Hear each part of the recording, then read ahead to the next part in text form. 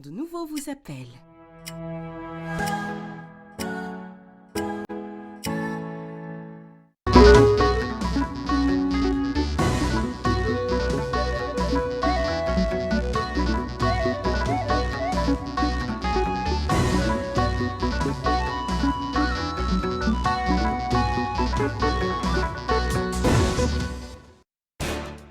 Le ministre de l'Éducation nationale supervise à Tigant l'ouverture d'un camp de formation de l'équipe nationale de mathématiques et lance à Nouakchott la première édition du concours de calligraphie et d'art oratoire.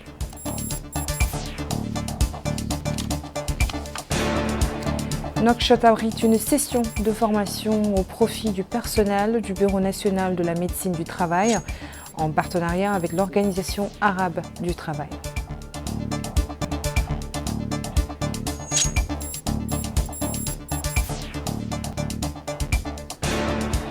Importante affluence au pavillon mauritanien à l'Expo Doha.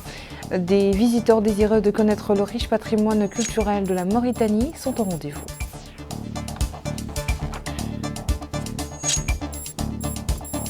Bonsoir, heureuse de vous retrouver pour ce journal. Le ministre de l'Éducation nationale et de la réforme du système éducatif, Mokhtar Dahi, accompagné du wali du Trarza, Mohamed Ahmed Mouloud, a supervisé hier soir à Tigant l'ouverture d'un camp de formation de l'équipe nationale de mathématiques.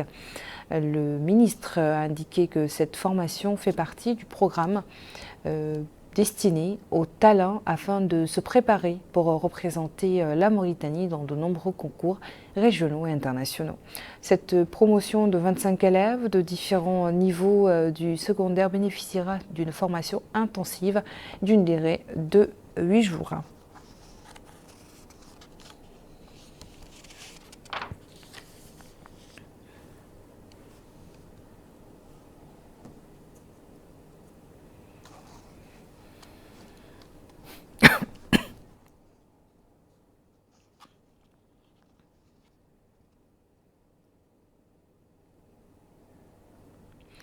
Lancement des activités du concours de calligraphie et de rhétorique au niveau des 3 wilayas de Nouakchott au profit des élèves des établissements d'enseignement du primaire et du secondaire.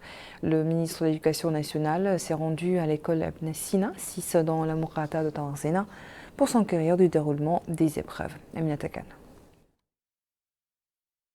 C'est à partir de l'école Ibn Sina de Nouakchott, relevant de la wilaya de Nouakchott-Ouest, qu'a été lancées les activités du concours de calligraphie et de rhétorique au niveau des 3 wilayas de Nouakchott au profit des élèves des établissements d'enseignement primaire et secondaire. Un concours qui comprend l'arabe, le français et l'anglais et vise à développer les talents des élèves et à les motiver à avoir un esprit d'émulation positive. En marge de sa visite, le ministre de l'Éducation nationale et de la réforme du système éducatif a indiqué que l'objectif du concours est de développer l'esprit de compétition entre les apprenants et les motiver à améliorer leurs talents dans les domaines de la calligraphie et de la rhétorique. Soulignant que le concours est organisé en 2 catégories, la première à laquelle participent 180 concurrents dans le domaine de la calligraphie du niveau primaire, tandis que la seconde se rapporte à la rhétorique où prennent part 360 élèves de la 4e à la 7e année du secondaire, indiquant que le concours est ouvert à tous les établissements scolaires, qu'ils soient privés ou publics. Il a assuré qu'en cas de succès de cette première expérience, le concours s'étendra à toutes les wilayas du pays. Il est à noter que le concours se déroule dans 3 centres au niveau de la wilaya de Nouakchott Sud, Arafat 1, Poto 4, au niveau de la wilaya de Nouakchott Nord, Toujinine 1, à l'école Soueila et au niveau de Nouakchott Ouest, école Ibn Sina. Le pavillon mauritanien à l'Expo Doha 2023 constitue une destination de choix et attise la curiosité de bon nombre de visiteurs souhaitant découvrir le patrimoine culturel mauritanien. Et c'est le ministre du Commerce, de l'Industrie, de l'Artisanat et du Tourisme, le Mohamed Ben Nahi, qui a supervisé l'ouverture de ce pavillon. Moussa Ndjaye. C'est sous la supervision du ministre du Commerce, de l'Industrie, de l'Artisanat et du Tourisme, M. Lamrabat El-Bonnahi, en présence de plusieurs personnalités, que le pavillon de la Mauritanie à l'exposition horticole de Doha a été inauguré. Désert vert est le slogan de cette exposition, une opportunité pour les investisseurs dans le domaine de l'environnement et du développement durable de se concerter avec leurs partenaires mauritaniens pour lutter contre la désertification et relever les défis liés à l'eau et à l'énergie. Plusieurs participants et autres visiteurs du pavillon de la Mauritanie à l'Expo Doha 2023 ont exprimé leur satisfaction. Ils ont pu découvrir, dit-il, plusieurs articles importants. D'autres ont remercié les organisateurs de cette initiative du pavillon mauritanien qui reflète, disent-ils, la culture et l'artisanat du pays. Ce pavillon de Mauritanie est riche, a dit ses visiteurs. Il a constaté l'évolution qu'a connue le secteur de l'agriculture en Mauritanie, tout en mettant l'accent sur l'importance du secteur de l'élevage. Cette femme a dit que le pavillon mauritanien à l'Expo Doha 2023 est remarquable. Elle précise que la colonie mauritanienne à Doha est satisfaite du contenu que présente le pavillon mauritanien. Ce visiteur a dit sincèrement, le pavillon mauritanien est complet à travers des articles qui reflètent le patrimoine du pays. Cet homme a précisé que la présentation de la Mauritanie est excellente à cette expo de Doha qui, dit-il, encourage les investisseurs en Mauritanie.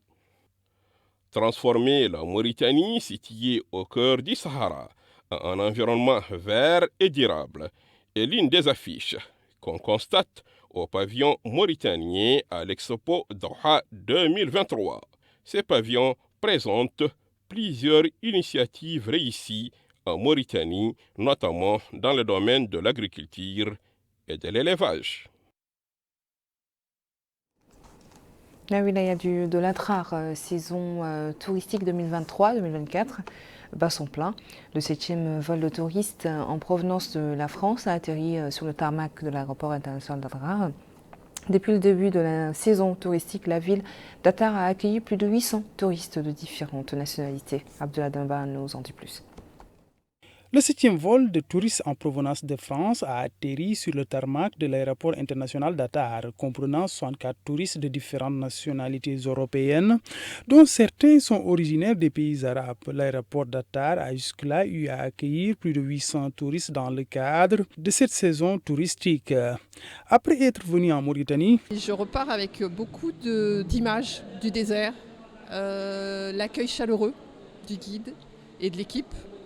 Et vraiment un apaisement. Enfin, je trouve que moi, ça a été vraiment une découverte très très belle. Première fois que je viens en Mauritanie, première fois que je viens en Afrique tout court, de manière générale. Et, première fois que je quitte l'Europe aussi. La température, c'est les températures que l'on a chez nous l'été. Donc bon, on connaît, on s'y prépare, quoi. Mais sinon, très très bien. Les gens super chouettes, super gentils. Notre guide super intéressant, super sympa. Et puis on a pu quand même bien rigoler, parler un peu de tous les sujets, c'est super bien. J'aime beaucoup le désert d'abord, donc j'aime beaucoup le Sahara.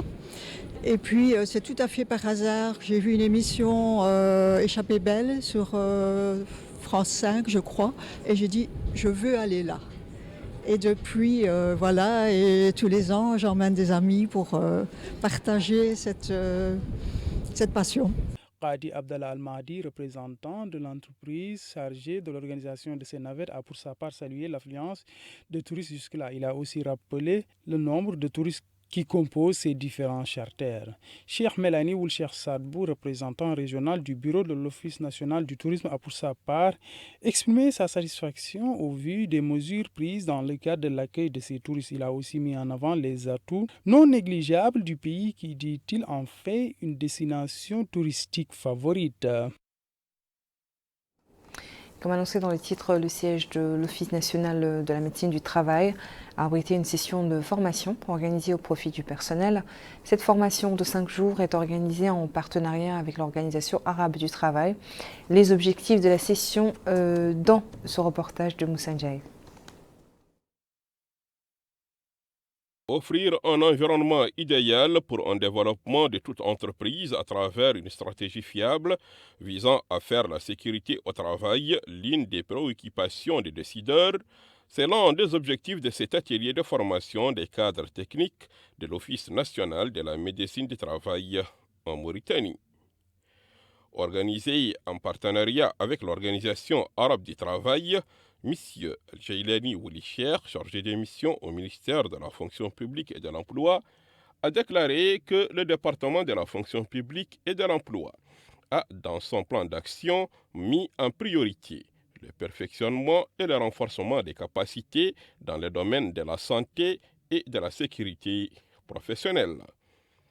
Madame Rania Rachdiya, représentante de l'Organisation arabe du travail à cet atelier de Nouakchott, niveau 3 du programme de perfectionnement, a confirmé que leur organisation s'engage à collaborer avec la Mauritanie dans le domaine du renforcement des capacités pour que la Mauritanie puisse occuper une place importante dans le monde arabe. Quant au directeur général de l'Office national de la médecine du travail, M. Mohamed Fadel Sidi Mohamed Al-Qalqami, a mis l'accent sur l'importance de cette session de formation qui, dit-il, renforcera sans nul doute les capacités des cadres techniques de l'Office. Il a, à cette occasion, remercié les différents experts pour leur engagement et disponibilité dans le but de rehausser le niveau des participants. 5 jours durant, plusieurs exposés sont au programme de cet atelier, notamment l'évaluation de l'environnement des entreprises et le danger qui guette certains travailleurs en milieu professionnel. L'éducation préscolaire prépare l'enfant à l'école primaire. Elle a pour mission de lui permettre de bénéficier d'un encadrement qui favorise son développement, de se familiariser progressivement avec le milieu de l'apprentissage. Notre coup de projecteur de ce soir met en évidence l'apport des jardins d'enfants dans la wilaya du Guédimar. L'enseignement préscolaire permet à des dizaines de bambins d'avoir les prérequis nécessaires avant d'intégrer le cycle fondamental. Cette structure d'enseignement du préscolaire à Seilbabi accueille plusieurs enfants afin de les préparer pour le cursus scolaire. Cette école, sous la tutelle de la Direction régionale de l'action sociale, contribue à façonner les aptitudes de ces bambins. Cette monitrice trouvée sur les lieux affirme que les élèves apprennent plusieurs aspects se rapportant au développement de leurs aptitudes. Elle a par la suite souligné que ces bambins apprennent le b.a.-ba de l'écriture et de la lecture. Ils sont aussi formés, précise-t-elle, afin qu'ils puissent entonner l'hymne national. En plus, indique-t-elle, ils sont aussi mis au parfum des variétés de fruits et légumes. Le rôle des monitrices, dit-elle, est très important. C'est la personne qui accueille les bambins au sein de ces structures. Les équipes du registre national de la population et des titres sécurisés mettent les bouchées doubles dans la wilaya du Gourgol, plus précisément à Mbout. L'opération de recensement concerne les zones reculées de la wilaya pour enrôler les citoyens où qu'ils se trouvent pour l'obtention de leurs documents d'état civil. Amina Sakan. L'enrôlement des citoyens se poursuit après la prorogation de la date jusqu'au 17 février courant. À Mbout, l'une des Mokata les plus peuplées de la wilaya du Gourgol, pas de répit pour les équipes mobiles de l'Agence nationale des registres des populations et des titres sécurisés qui sillonnent commune après commune pour enrôler le maximum de citoyens possible. C'est ce que nous confirme cet agent d'enrôlement qui a indiqué qu'il se trouve dans la commune de Lahrache où 3700 citoyens ont été enrôlés. Il poursuit en indiquant qu'hier, ils étaient dans la localité de Zelle où ils ont enrôlé tous les citoyens. Cet autre a déclaré que la localité où se trouve se nomme Rakne numéro 1 relevant de Foumoudleta. Les commissions, poursuit-il, ont débuté le travail depuis le 12 juin 2023. 4 communes sont concernées par la Mokata de Foumoudleta, à savoir la commune de Souva, de Djadjibenni, de Debay El Gellay et de Moulay Ali. Au total, depuis le début de l'enrôlement, 17 300 citoyens ont été enregistrés. La prorogation de l'enrôlement a été saluée par les citoyens qui ont indiqué que le recensement permettra à leurs enfants de détenir d'un état civil pour que ces derniers puissent se rendre à l'école.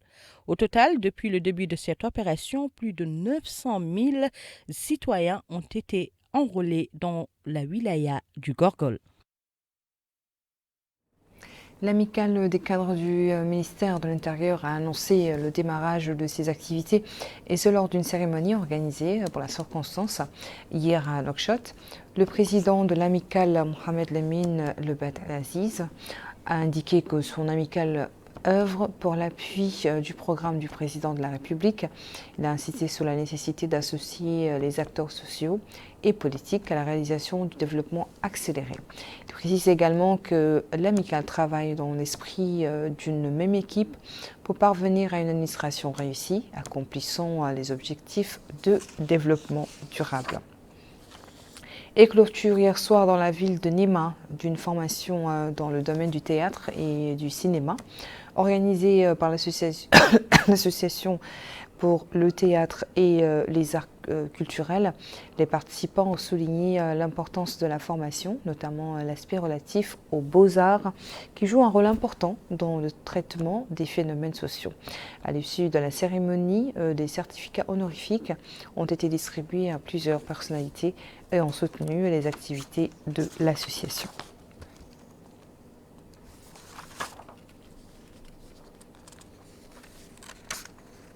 Voilà, nous arrivons à la fin de ce journal. Merci à vous de nous avoir accompagnés. Le rappel des titres. Le ministre de l'Éducation nationale supervise à Tigent l'ouverture d'un camp de formation de l'équipe nationale de mathématiques et lance à Nouakchott la première édition du concours de calligraphie et d'art oratoire. Nouakchott abrite une session de formation au profit du personnel du Bureau national de la médecine du travail en partenariat avec l'Organisation arabe du travail.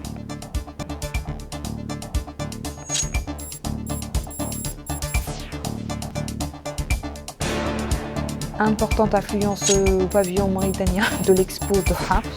Des visiteurs désireux de connaître le riche patrimoine culturel de la Mauritanie sont au rendez-vous.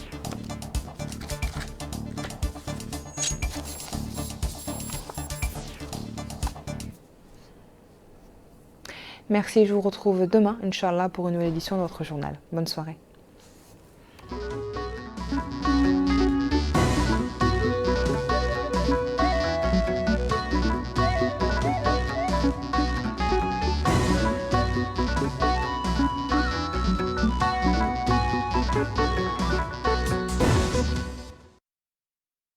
أعوذ بالله من الشيطان